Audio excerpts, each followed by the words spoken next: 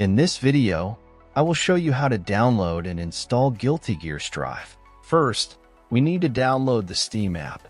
Open your Google Chrome and search for store.steampowered.com. Link in description. Click on the Install Steam button on this page.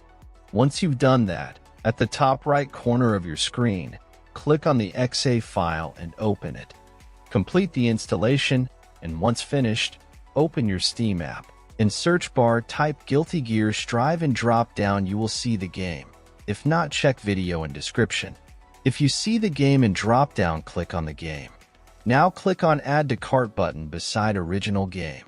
In new pop-up, click on View My Cart. Now click on blue Continue to Payment button. In payment methods, select your preferred payment method and proceed. After you're done with payment, next steps I will show with game I already own.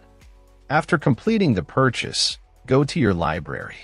You can use the search box to find game you just bought or navigate directly to the games category. Next step I will show on game I own. First, click on the game you want to play. Now click Install. Complete installation process. When installation completed, click to play, and that's all.